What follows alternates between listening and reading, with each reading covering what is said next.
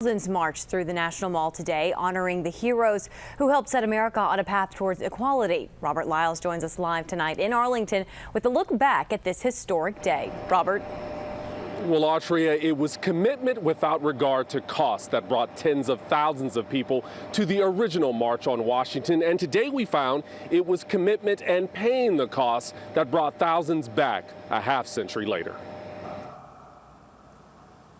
And because they kept marching, America changed. This nation's president acknowledged to the throngs of people who braved the rain and heat. Because they marched, a voting rights law was signed. That he stands on the shoulders of those who braved the heat of oppression 50 years ago. But it was both inside and outside the reflecting pool that we found thousands reflecting on the president's words. Peering into history through barrier fences because the crush of attendees at security checkpoints kept them out, still they came. Since 1963, the economy's changed. Committed to commemorating history. I'm a native Washingtonian, and I just had this spiritual pull to come down here. Even if it meant listening to the first African-American president via car stereo on Constitution Avenue. And turn it up as loud as I can.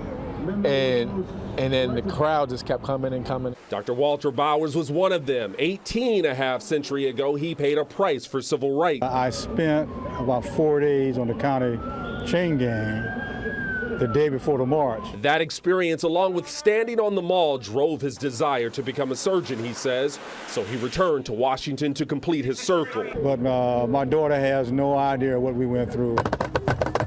Demarion Dudley drummed his way here. We went out to every store, Lowe's, Great Giant. Each beat a quarter, maybe $1, paying passage for their entire drum corps and dancers. But in bitter irony, we couldn't bring our drums. The choice was a drum or a dancer.